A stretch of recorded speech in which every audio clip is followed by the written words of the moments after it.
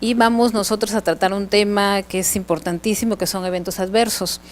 Y dentro de lo que es eventos adversos, de pronto errores, incidencias, también nosotros vamos a mirar un poco lo que ha estado comentando la licenciada que me ha antecedido, que es el manejo. ¿No se escucha? Que es hay que ponerle esa sillita. He visto en antes que estaba con la silla colocándose, ¿no? Entonces, vamos a mirar nosotros un poco de cerca y veamos y analicemos, porque la idea de eventos adversos, ¿no? Y es lo que cuando uno empieza a hacer las consultas, registras eventos adversos, unos dicen sí, pero no totalmente, parcialmente. ¿Y por qué no lo registramos? Porque muchas veces el registrar un evento adverso se considera en una fiscalización, que alguien viene a fiscalizar un problema y el fiscalizar un problema depende mucho de nuestro trabajo o de repente las sanciones o las observaciones de por qué estamos registrando este evento adverso. Pero es necesario, importante, que hagamos este procedimiento como un proceso de gestión, porque realmente yo escuchaba que algunas personas presentaban que solo hay una licenciada, de pronto que hay problemáticas diversas en nuestras áreas, ¿no? Pero esta problemática tenemos nosotros que fundamentarlo, y el único fundamento es escribirlo. Por eso tenemos que hacer de todas maneras gestión, tenemos que hacer registros. Cierto que esto nos demanda tiempo, y nos demanda tiempo que no lo tenemos, que tratamos de sacar donde no existe, pero no podemos justificar la necesidad si no tenemos algo que pueda fundamentar, y lo único que fundamenta realmente son nuestros registros, y es la única incidencia que tenemos. Por eso llamamos ahora nosotros que sean los trabajos, pero que deban tener documentación, ¿no? La enfermera tiene que hacer todos sus documentos, pero y consultas que esté documentado. Entonces veamos un poquito lo que vamos a tratar hoy. Y dice, vamos a hablar sobre las estrategias, la prevención, eventos adversos, incidentes y errores en centro quirúrgico. Entonces, miramos nosotros una sala, que decimos una sala inteligente, y todos quisiéramos llegar a este punto. Y realmente sí podemos, pero poco a poco. Recuerden que el cambio no se da en un momento, no se da un día, el cambio es lento. Es como decimos, trabajar en equipo. El trabajo en equipo también es algo que necesitamos, porque en el área quirúrgica no podemos trabajar solos, tenemos que trabajar en un equipo. Y mucho de lo que son los eventos adversos, incidentes, no son ocasionados por una persona, porque no podemos trabajar en forma individual si no trabajamos en equipo. Un poco el índice, vamos a hacer una introducción con unos análisis, vamos a definir un término, estrategias y después concluimos. Entonces, dentro de lo que va la introducción, dice, un enfermo posee más probabilidades de morir si se interna en un hospital que si lo hace en el campo de batalla de Waterloo. Es como dicen, yo vengo a un hospital para sanar, no para enfermar, ¿no? Entonces, lo que queremos es eso.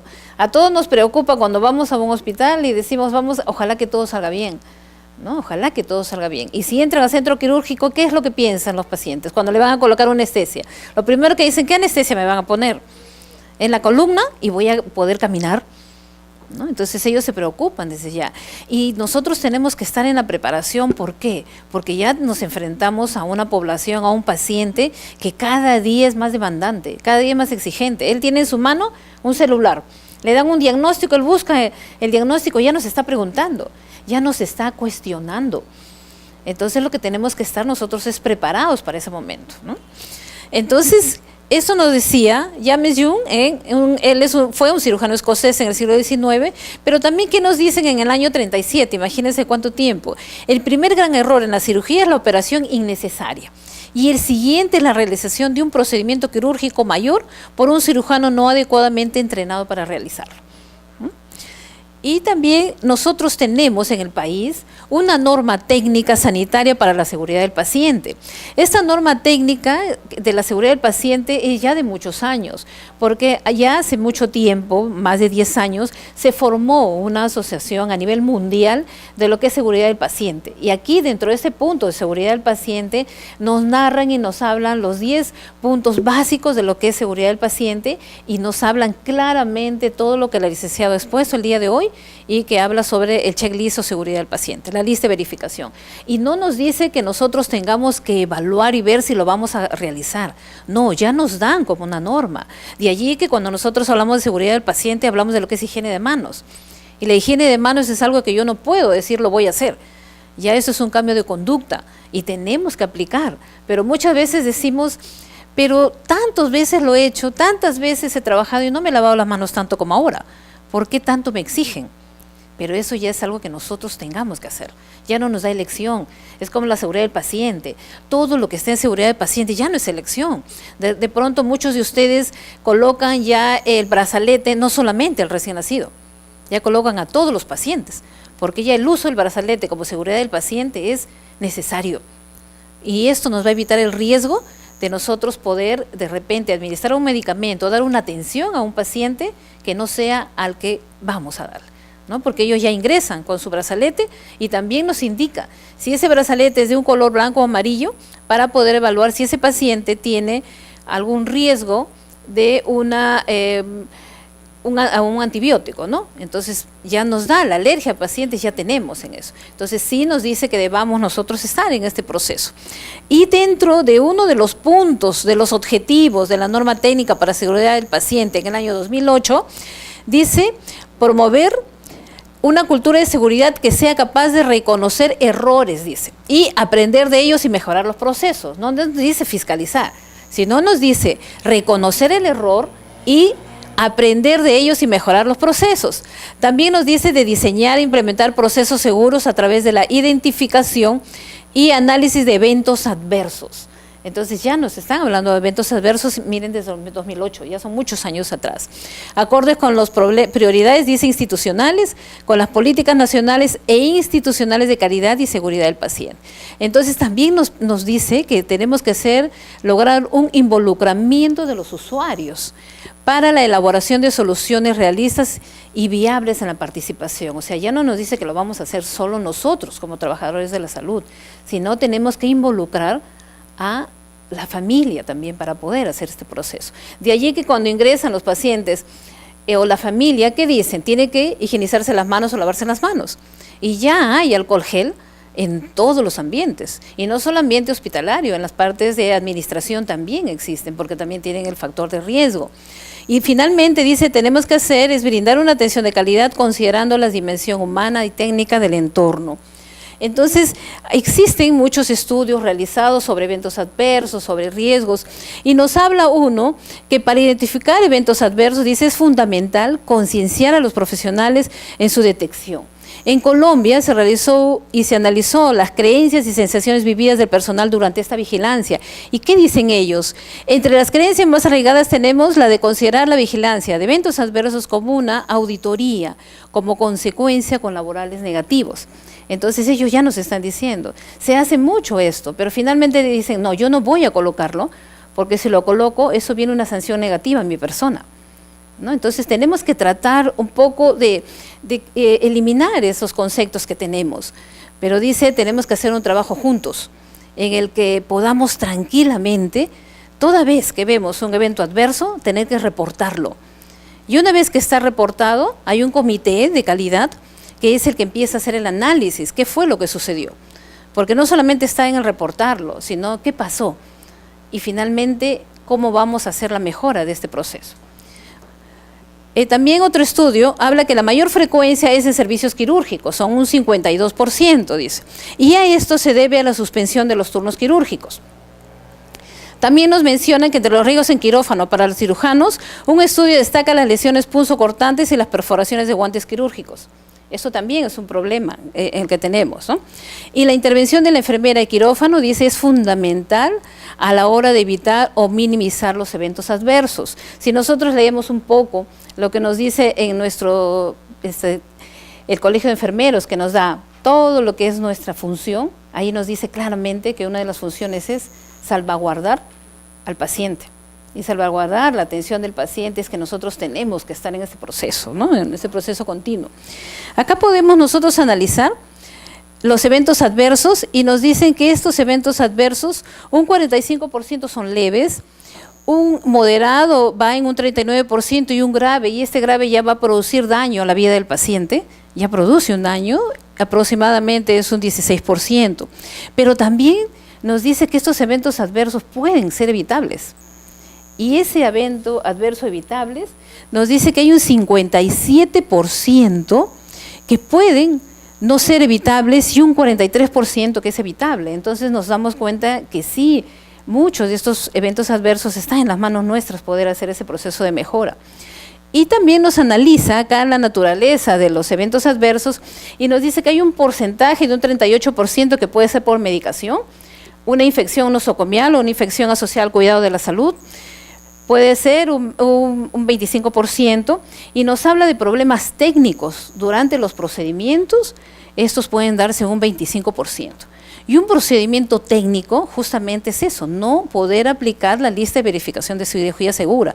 A mí realmente me da mucho gusto poder escuchar a la colega y ella decir que están en un 100% de aplicación de la lista de verificación de cirugía segura.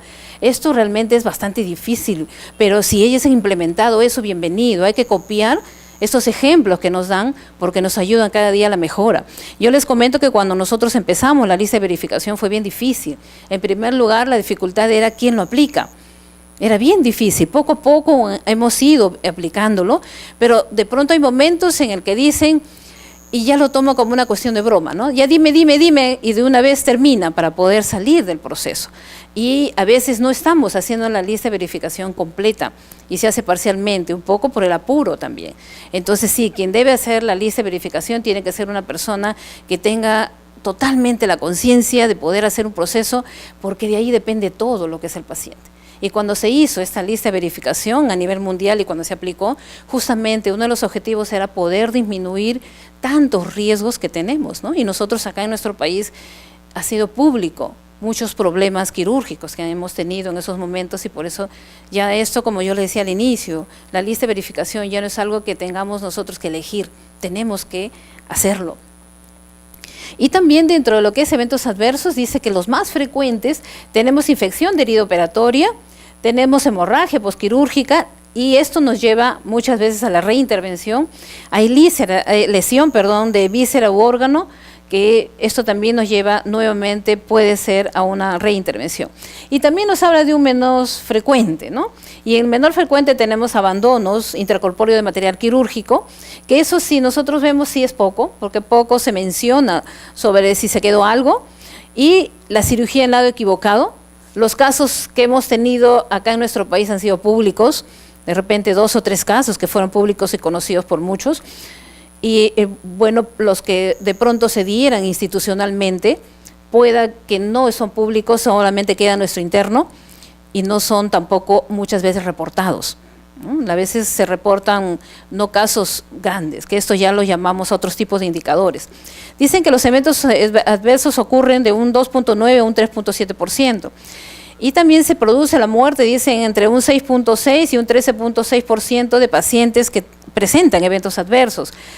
Y los eventos adversos ocupan actualmente el 8º lugar de causa de muerte.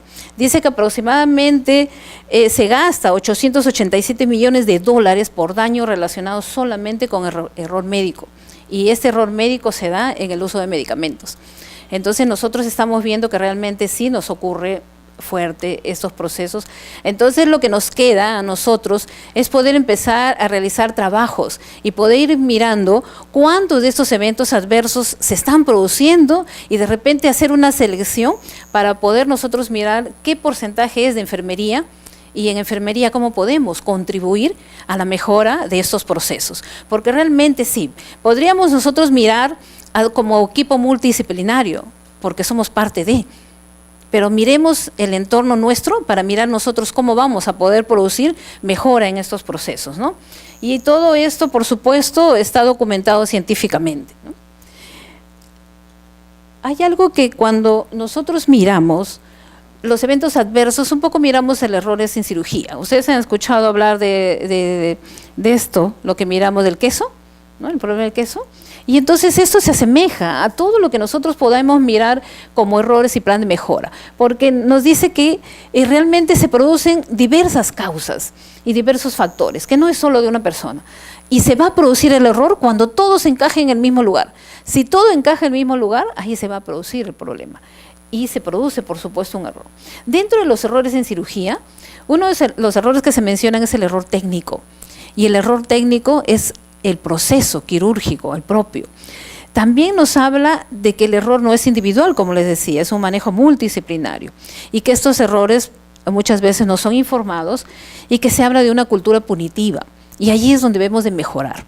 Debemos mejorar que esto no es punitivo, que esto es algo de un plan de mejora para poder hacerlo. En todo caso, no estaríamos hablando de lo que es calidad, porque si nosotros decimos que queremos alcanzar la calidad en nuestros procesos y la calidad en la atención, que eso se convierta en una cirugía segura, entonces tenemos que hacer procesos de mejora continua, que es lo que llamamos ahora, ¿no?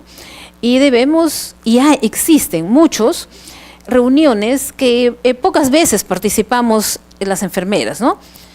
O de repente hay instituciones en las que ya hay una enfermera que es parte en las reuniones en muertes y complicaciones, pero decimos, ¿se corrige?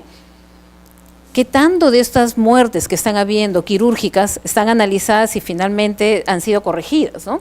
Y también nos menciona los errores de cirugía y nos hablan que un porcentaje de un 28% está en errores de diagnóstico, un 13% en diagnósticos tardíos, un 15% en diagnósticos cerrados y error de tratamiento un 72% y errores técnicos un 42%.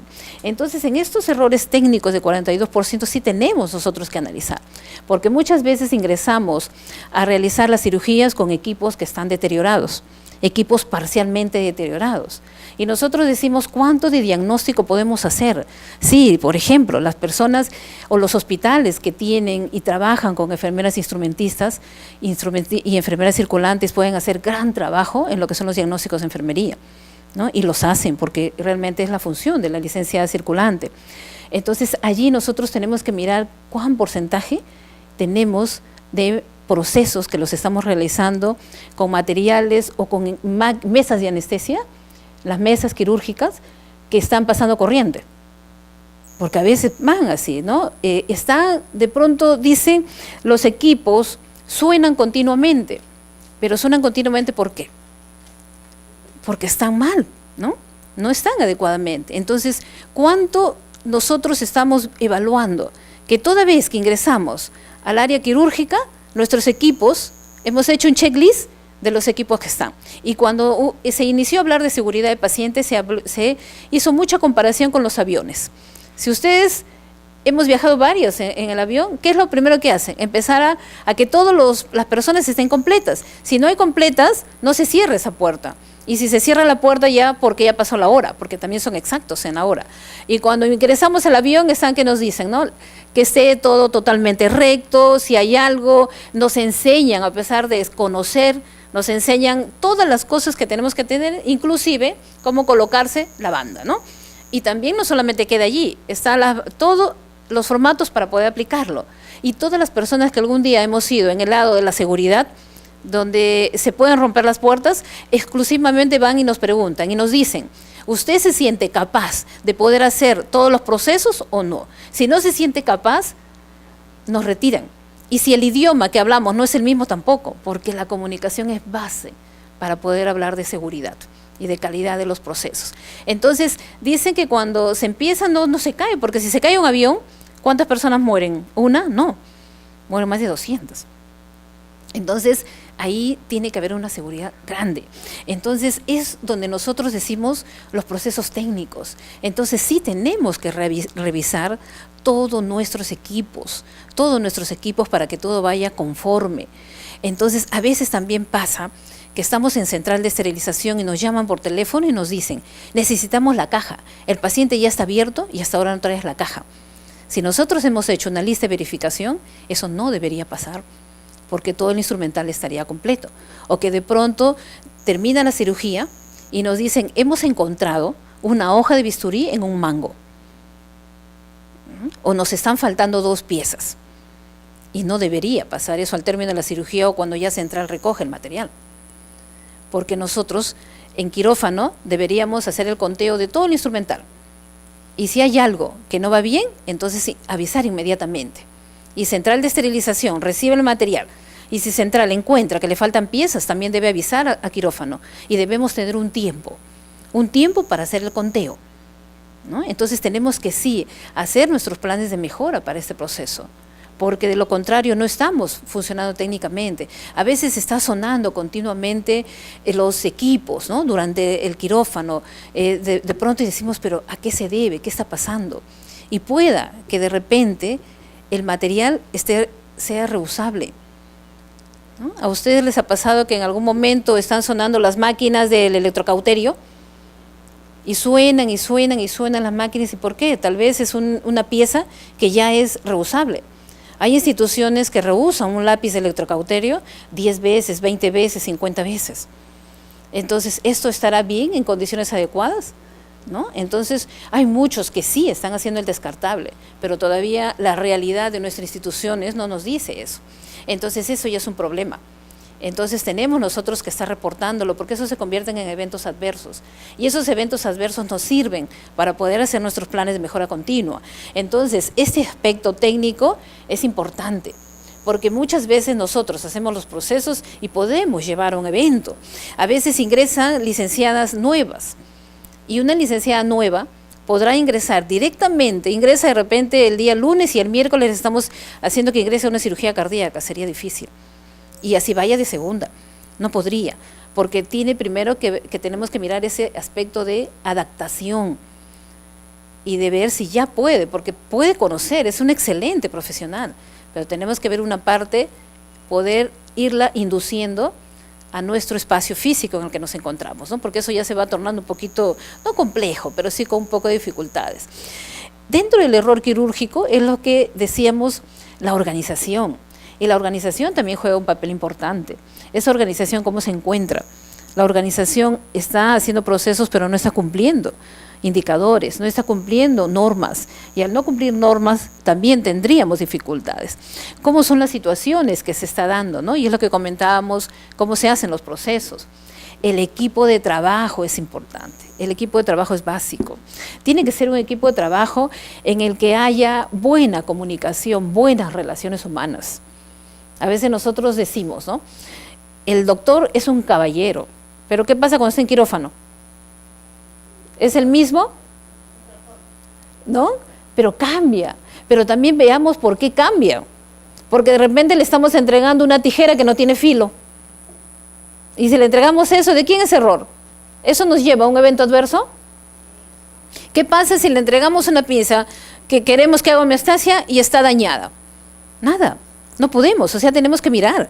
Por lo tanto, la comunicación con central de esterilización debe ser clave, ¿no? A veces iniciamos nosotros de pronto algunas comunicaciones o hay hasta temas específicos de relaciones humanas entre sala de operaciones y central de esterilización. Algo debe pasar, ¿no? Algo debe pasar. Pero nosotros, como central, ¿quién es el mayor usuario? Quirófano, con un 70%. Por lo tanto, si es nuestro mayor usuario, tenemos que atenderlo bien, más bien de lo que tenemos, porque si no lo atendemos, imagínense, empiezan a ver los problemas, y los problemas son para el paciente, Entonces, yo algunas veces digo de que las personas que trabajamos en central y que no conocemos quirófano, deberíamos ir a hacer un stage, porque eso nos va a ayudar a mirar diferente, a saber que quirófano dice ya, y es ya para el momento, porque si no lo hacemos para el momento, no podemos nosotros, no, ya voy en 10 minutos, primero voy a este servicio y después al otro, no, como que también quirófano tiene que prever antes, ¿no? Por eso que tiene sus almacenes de emergencia, porque mientras llama central y pide y central sube, así vaya rápido, son minutos que se van perdiendo. Entonces tenemos que mirar nuestros almacenes para poder trabajar. Entonces el equipo de trabajo es importante. No podremos hacer nada si el equipo de trabajo no está. Y yo también considero dentro del equipo de trabajo lo que es la conciencia quirúrgica. La conciencia quirúrgica también ocupa un lugar importante para poder disminuir errores. Porque si yo desconozco, si yo no sé algo, tengo que ser clara y decir, no sé, no lo puedo hacer, no lo conozco. Enséñame para aprender. Y la otra persona tiene que estar presta a poder enseñarle, porque es la vida de un paciente, ¿no? El paciente mismo también presenta cosas, porque el paciente puede tener un entorno interno que nosotros desconocemos. Y si desconocemos, imagínense, yo les cuento algo, que de pronto estaba yo recibiendo al paciente y la paciente estaba con su esposo, se estaba despidiendo. Y se le pregunta, ¿no? ¿Prótesis? Nuevamente, porque se supone que en hospitalización ya se le preguntó a subir al paciente. No, dice, no tengo prótesis. Entonces, nuevamente, al momento que ingresa, se le vuelve a preguntar, ya se despide el esposo, está ingresando a la puerta, ¿no hay prótesis? No, no hay prótesis. Y cuando ingresa ya a la sala, dice, señorita, acérquese un ratito, ¿ya no está mi esposo? No, su esposo ya no puede ingresar por acá. Ah, porque ¿sabe qué? Yo no tengo mis dientes fijos, mis dientes se salen y mi esposo no sabe. ¿Cuántos años de casado tienen? 38 años. Y el esposo no sabía. Imagínense cómo puede ella cuidar todo eso, es su integridad de la paciente, ¿no? Pero ¿qué pasa si nosotros no hacemos y seguimos interrogando? Por eso dice que la enfermera es excelente observadora. Entonces tenemos que ir en ese proceso. Y después de más de 30 años, y nos dijo, ¿no? Ayúdenme con algo, porque mi esposo no puede enterarse, ¿no? Termine la cirugía y ustedes pónganme. Ya, ¿qué tuvimos que hacer nosotros? Ir a recuperación, ¿no? Posanestesia y entregarle, y también ser claras con las licenciadas, con las colegas, para que no pueda hacer y la paciente no se sienta invadida en lo que ella estaba queriendo, y tenemos que apoyarla. Pero así como eso, y yo les pregunto, seguro cada uno va a contar diversas experiencias de lo que nos pasó en quirófano, ¿no? Y que nosotros tenemos que ahí estar en ese aspecto. Entonces el paciente juega un rol importante. Las deficiencias en el entorno de factores ambientales también, y es lo que ahí decíamos, factores ambientales. ¿Qué pasa cuando están trabajando en el quirófano, al costado, y sale el polvo? ¿Qué hacemos? ¿Cómo controlamos eso? ¿No? Están trabajando y decimos que puede haber un riesgo ambiental. Es una contaminación, y esa contaminación puede darse también.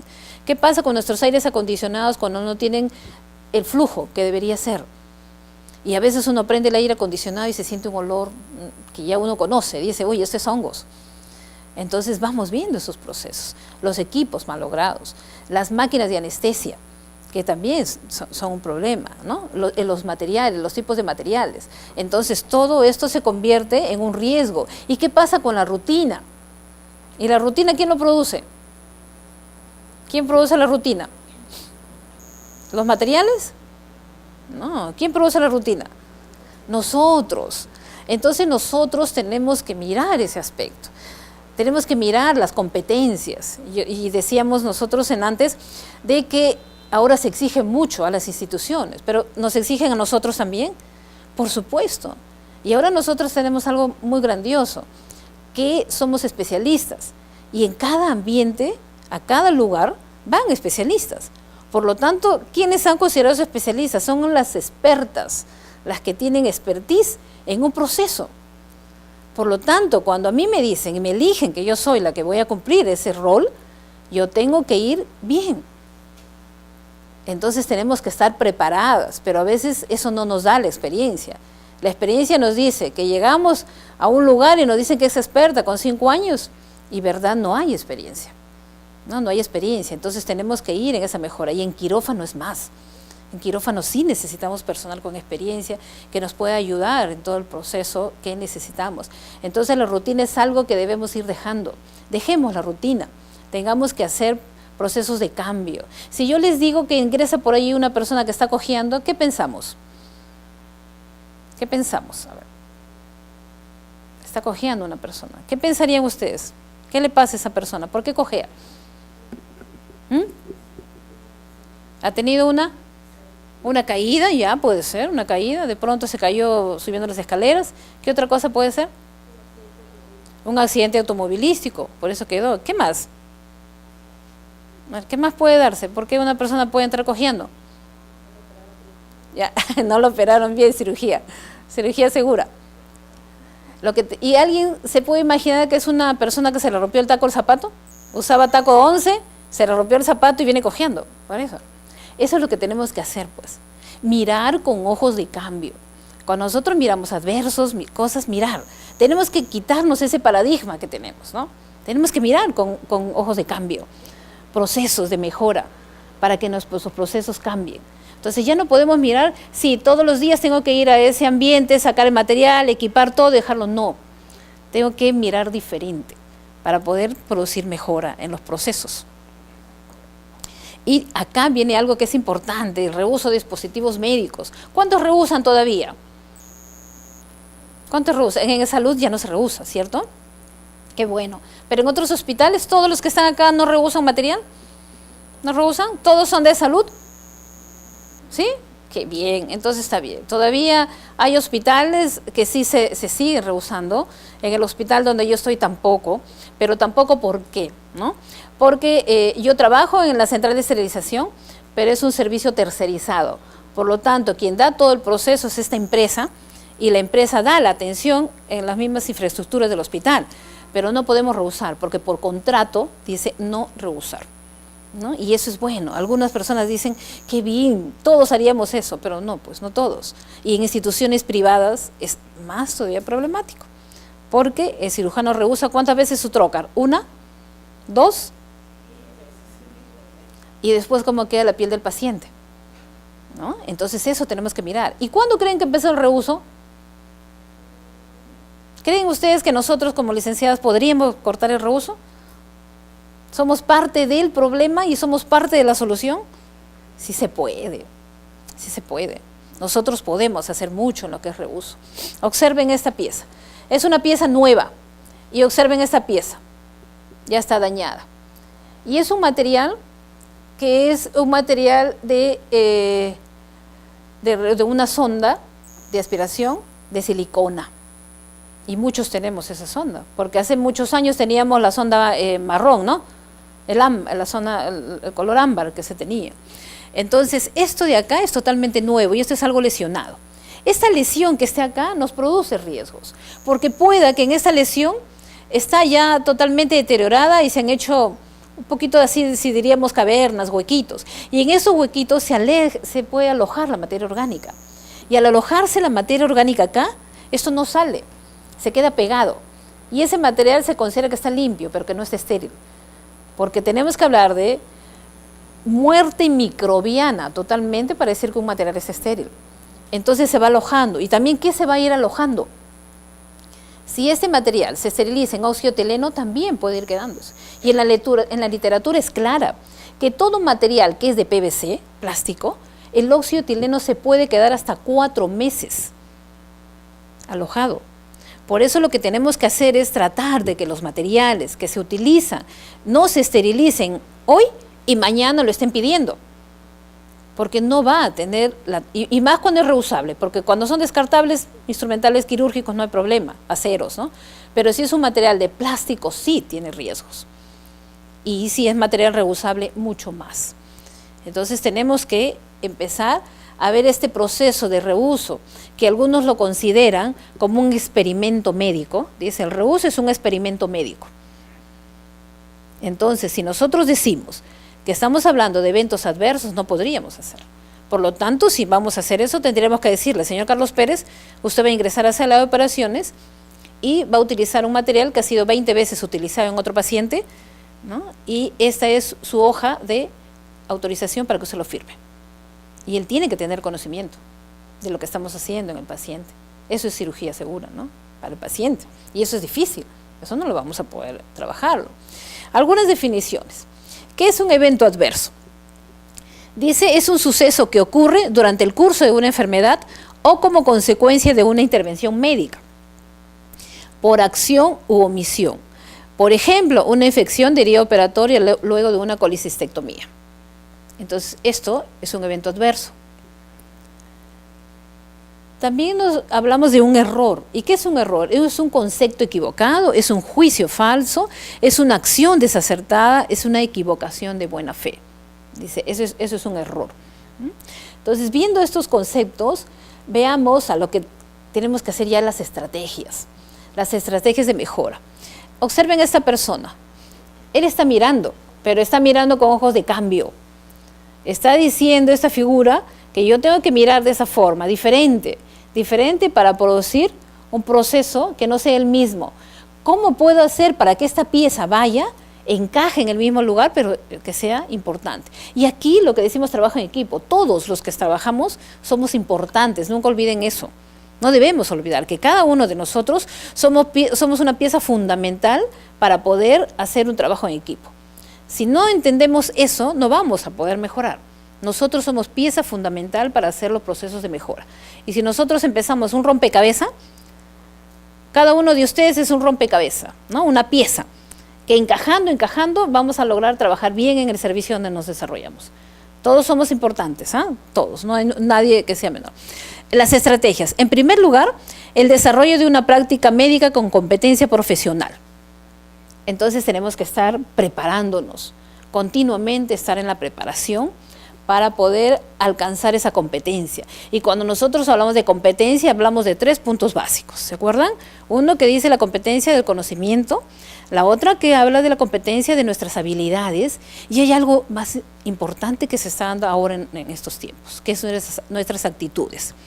Dice que cuando uno empieza a trabajar o busca el trabajo, ya no está en tener un currículum que finalmente puede ser un curriculitis, dice, ¿no? Porque ahí ya no es 10 hojas, ya son 50, son 80, son 100 hojas, ¿no? 100 hojas de nuestro currículum.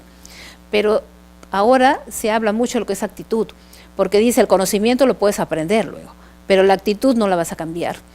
Y lo que nosotros queremos es que venga a trabajar con nosotros una persona que tenga actitudes positivas, una persona que tenga una comunicación asertiva, una persona que me escuche, no que me oiga. Me oiga es, tú estás conversando, trabajando y dices que estás escuchando. Eso no es escucha, es que yo hable con la persona, yo la mire y yo me ponga en sus zapatos de la otra persona. Eso es escuchar. Y eso es lo que nos falta a nosotros, muchas veces dentro de nuestro ambiente laboral, ¿no? Para trabajar. Entonces nos dice que sí, se requiere personales con competencia. Y si nosotros tenemos esos 3 puntos, conocimiento, actitud y la parte de habilidades, entonces nosotros estamos bien. Y tenemos que seguir preparándonos cada día, preparándonos en ese proceso de mejora. Tengamos una actitud asertiva. No todo está mal, pero vamos a hacer esto. ¿Pero para qué? ¿Quién se ha muerto? ¿Para qué? ¿Acaso eso nos va a dar? ¿Para qué? ¿Nos van a pagar más? ¿No? ¿Para qué? No, ¿para qué? Es pérdida de tiempo, nada. Tenemos que estar con una actitud diferente, ¿no? Una actitud asertiva. Vamos a hacer algo. Ah, bien, ¿qué te parece? Pero si agregamos esto, y si miramos esto, ¿verdad? No lo habían mirado de esa forma. Entonces, bien, hagamos juntos todo eso, ¿no? Tenemos que pensar en esa actitud asertiva. Contar con la documentación que acredite su práctica. Participar en programas de actualización continua y certificación periódica de conocimientos, dice, ¿no? Aplicación de las leyes y normas que regulan la práctica médica, eso también es importante. Esto es para todos los profesionales, porque cuando hablamos de práctica médica incluimos, ¿no? Y la realización de los registros requeridos en el expediente clínico que justifiquen nuestra acción. Si dice que nosotros somos especialistas en el tal área, tiene que no solamente decir el documento, sino nosotros también certificar ese proceso. Y si no tenemos aún todavía la habilidad, nos está faltando, no estamos mal. ¿Qué tenemos que hacer? Llegar a la habilidad. Recuerden que enfermería es aplicación del número de veces, es número de veces. Yo voy a aprender a canalizar vías si no lo aplico no una vez, si lo aplico 30, 40, voy a convertirme más experta. Y si trabajo con adultos, y si voy a neonatos, voy a ser experta, así como los neonatos, todavía, poco a poco, ¿no? Yo me acuerdo cuando trabajaba en neo, subía la colega experta en intensivos y decía, todo lo que quieras, pero canaliza tú la vía, ¿no? Y teníamos dentro de todo expertas, porque hay expertas que cogen el piecito en la manito y se vuelven expertas, ¿verdad? Eso es respetable. Nosotros hemos crecido como especialistas. Entonces, cada especialista es un mundo y tenemos que aprovechar de cada una de las experiencias, porque no lo vamos a saber todo, imposible, ¿no? Todo no, cada una va con ese proceso de su experiencia. ¿Qué estrategias también? La cultura de seguridad. Tenemos que tratar de que la cultura de seguridad vaya. Entonces tenemos que ir nosotros, en primer lugar, ingresando y después compartiendo. Dice que lo que nosotros aprendemos aquí, ustedes que están sentados, ¿no? Y las personas que venimos y hablamos, dice que todo lo que nosotros podemos darles, solamente el 30% se queda con ustedes. El 70% no. Porque muchos pueden estar presentes, yo los veo a todos con ojitos abiertos, pero no sabemos qué tanto están allí. Y si queremos que ese 30% se quede, nosotros tenemos que ir y hablarlo dentro de las 24 horas, dicen, otros dicen 48, y convertirlo con otras personas. Y si yo lo comparto con otra persona, eso se va a quedar conmigo. Y ya he aprendido más. Porque toda vez que uno comparte el conocimiento es donde más aprende. Entonces nos volvemos expertos cada día enseñando, ¿no? El otro punto es el comité de seguridad del paciente. Debe existir un comité. Y si existe este comité, debe tener reuniones continuas. Y esas reuniones, no solamente tenerlas, sino esas reuniones debemos compartirlas, ¿no? Se trata de compartir y romper barreras profesionales. Eso es lo que tenemos que hacer, romper barreras. Tenemos que ver que cada uno somos importantes, que cada uno es experto en su área, pero tenemos que juntos hacer trabajos en equipo, ¿no? Y el trabajo en equipo, pero para trabajo en equipo hay un punto que dice que tenemos que mirar mucho, que es el liderazgo. El liderazgo. Y el liderazgo empieza desde conocerse a sí mismo. Si nosotros nos conocemos a nosotros mismos, vamos a poder aceptar lo que la persona dice, lo que la persona contribuye. Y no vamos a empezar a poner trabas para que esas personas puedan continuar. Entonces el liderazgo en equipo es importante.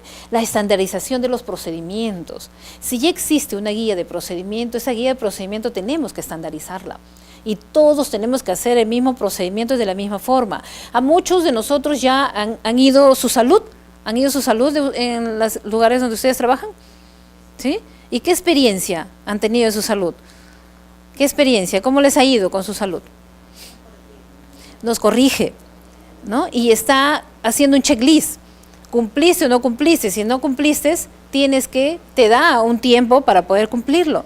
Entonces todos tendríamos ya que mirar si aún todavía no va por las instituciones, cogerle esa hoja de la lista, del checklist de su salud y empezar a mirar cómo estamos nosotros. Y eso nos va a ayudar a seguridad. Y vamos a encontrar que realmente hay cosas que nos falta mejorar. Y no solamente cosas de nosotros como profesionales, sino también en infraestructura. Es el medio ambiente, no son los materiales. Entonces tenemos que ya estandarizar todos nuestros procedimientos. Y no solamente hacer los procesos, sino también evaluarlos. Tenemos que evaluarlo. A veces nos incomoda las evaluaciones, pero tenemos que hacer evaluación. Toda vez que se haga evaluación, se va a ver la mejora del proceso.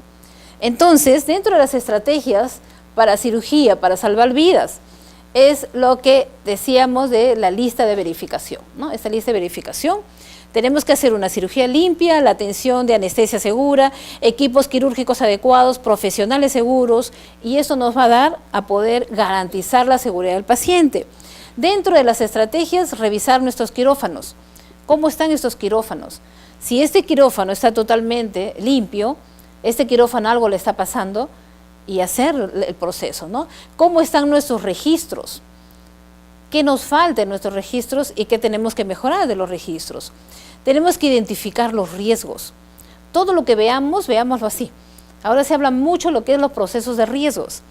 Y justamente cuando uno empieza a mirar con ojos de riesgos, vamos a hacer mejora. Y cuando hagamos los riesgos, no solamente pensemos en los riesgos para el paciente, eventos adversos para ellos, también puede ser para nosotros, porque nosotros también nos exponemos a esos procesos. Nos estamos exponiendo a seguir aún todavía con procedimientos que nos pueden llevar a muchos riesgos.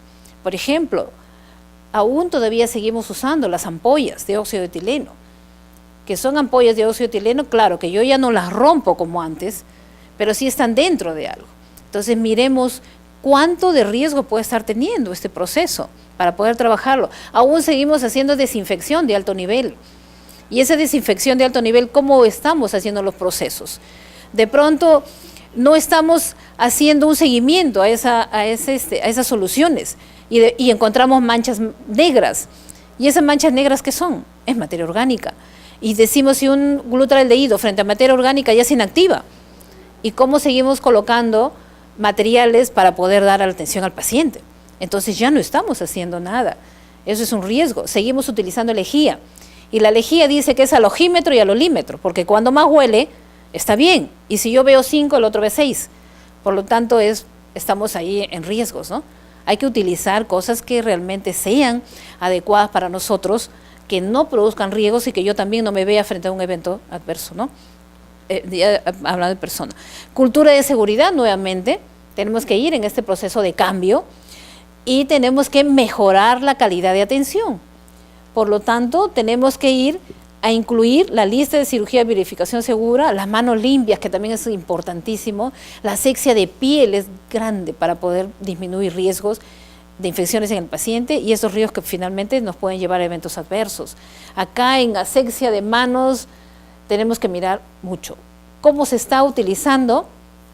Ahora tenemos el gluconato de clorexidina, ¿no? que lo hacemos con eso, la higiene de manos, pero muchos tienen ya en el alcohol. ¿Cuántos trabajan ya con el alcohol? Y hacen el proceso no con agua, sino solamente con el alcohol. ¿Alguien tiene instalado en sus áreas?